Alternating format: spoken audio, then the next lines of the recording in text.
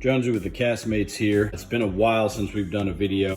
Today I'm going to be making American cheese. It's extremely simple, and if you ever find yourself with about 1 million of these like almost empty packets of cheese, you don't know how old they are, they're all at the bottom of your cheese drawer, then this is a great way to use them up and supply yourself with American cheese.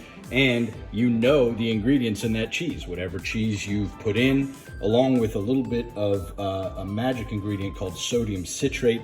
It's something that you can buy at the store, but it's also something that you can make using baking soda and citric acid. Citric acid is something that you can also buy at the store. I bought it at the store and made the sodium citrate just because I wanted to. Maybe I'll make a video on that. I have successfully done this in the past and made American cheese one time previous, and I made it in these little molds. It made about 4 of the 6, and then you don't really know what to do with it because when you go to chop it, it's very soft, it gets stuck to the knife, and it's kind of a headache. So today, I'm going to try to make like the Kraft Singles style and just pour the cheese out on here, and hopefully it'll run nice and thin, and then I can use a pizza cutter to cut it into slices. I'm worried that this might not be a big enough surface if this filled 4 of these, now that I'm thinking about it, but there's only one way to find out. I also have a filming sling up here. High-tech, state-of-the-art, definitely didn't just make it out of masking tape 30 seconds ago, so this should be fun. First things first, we need 15 grams of sodium citrate. It's also, in America, it's half an ounce. I'm gonna zero the scale real quick. The reason I'm using grams is because I've stolen this recipe from a gentleman named Gavin Weber. He does cheese videos out of Australia, and he's kind of my cheese idol, so I am imitating him. Let's set this to grams. We need 15, so there's no magic to this. The measurements do need to be fairly exact so that you get the right consistency of the cheese. It's seasoned.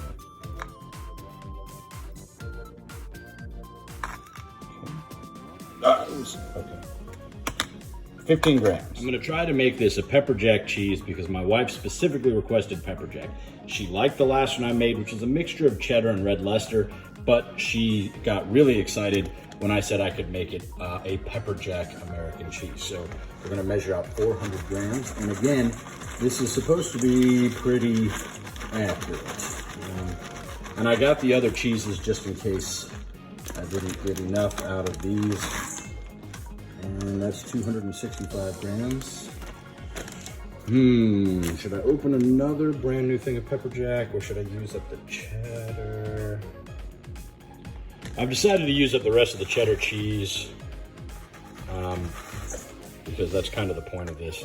To balance the amount of non-pepper jack cheese being used, as a bit of a surprise to my wife, I'm going to actually add some chipotle peppers into the cheese mix. Chipotle is one of her favorite spice blends, so I hope she likes it. I hope it ends up tasting good. And of course, a half a cup of water. All right, folks, I've got all my ingredients ready. My half a cup of water, my pan, my sodium citrate, my cheese tray, and just in case this isn't big enough, I've still kept the mold from earlier. Now, there's no graceful way to do this, so I'm just gonna go ahead and hoist you all up to the saddle up here.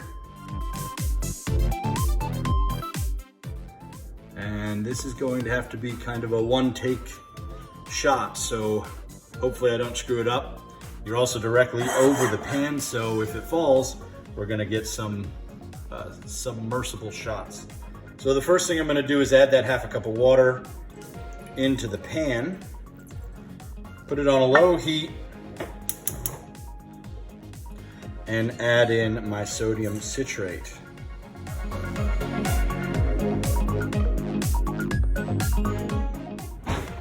We're going to mix this until it dissolves. Now, the way this works, the sodium citrate is like an emulsifier. You might argue it's the perfect emulsifier. And what that does is it makes sure that the fats and the solids in the cheese itself are bonded together so you don't end up with anything breaking.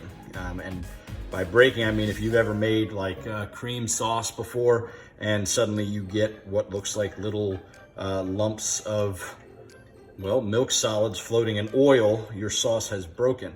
I guess in theory that a little dab of sodium citrate would be enough to heal that sauce, though that's not necessarily something that I would advocate.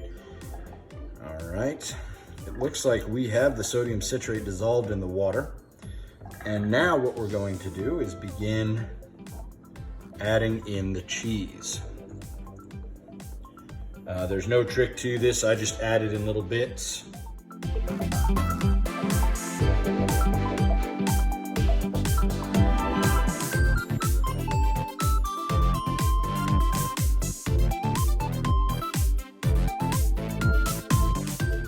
I've gotten the chipotle pepper all over my hands now. It smells good. It smells like melty, ooey-gooey cheese. I can smell that chipotle. I hope it was not too aggressive with the seasoning of the chipotle. It might be very spicy. Looks like it's starting to turn my cheese red, which I did not foresee. Ah! It avoided the cheese bowl, but the saddle has died. All right, that's all right. I'll have to do this one-handed. So I mix the cheese until it melts, patiently.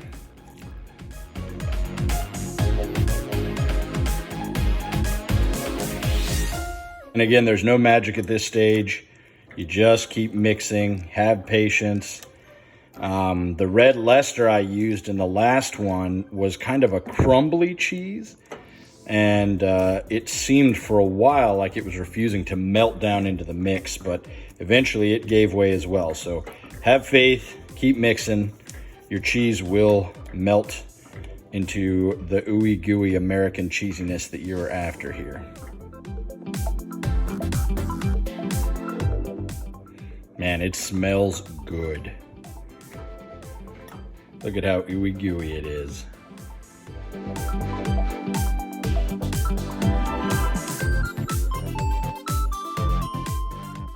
All right, it seems nice and liquidy at this point. Some parts are starting to boil. I don't want to overcook it. And I don't know the magic amount of time before it will pour perfectly. Like I said, this is only my second time doing this. So I'm gonna go ahead and give it a pour now, see if I can get it, you know, craft singles thin on the tray here. So here goes nothing.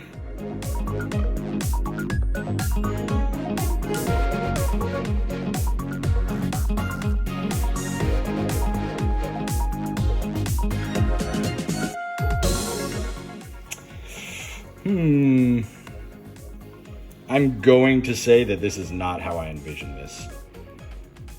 I thought it would flow a little better. Oh, there's still plenty of cheese in there. Maybe just flowing. Maybe just flowing. You can kind of see it flowing. All right. So what I'm going to do with this is take it over to the fridge and let it cool and see if I can't then make slices out of it. Wish me luck. So I scraped the cheese out of the bottom of the pan that didn't go into the fridge, and I made myself a quick toasted cheese mess. And one thing I neglected to mention was seasoning. I don't think it needs more salt because the cheese is already fine as it is, and the sodium citrate is just like sour salt. So but the last one I made, I felt needed a little bit of salt, so I haven't tried this one yet. No, that's good. That's real good. All right.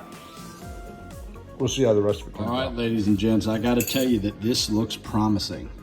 It's hard and cold, and I think that a pizza cutter should be able to get right through it without damaging the tray underneath. So I guess let's just get started.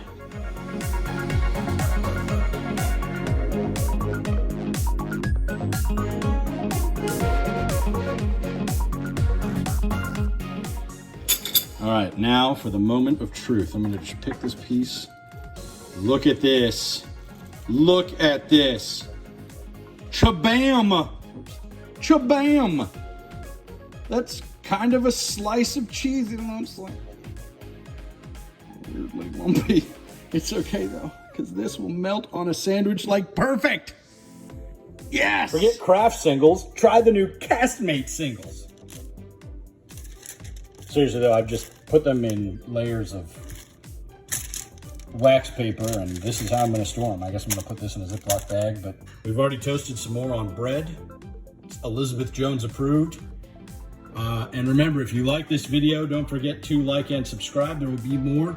And the CastMates are back, baby. Tight lines.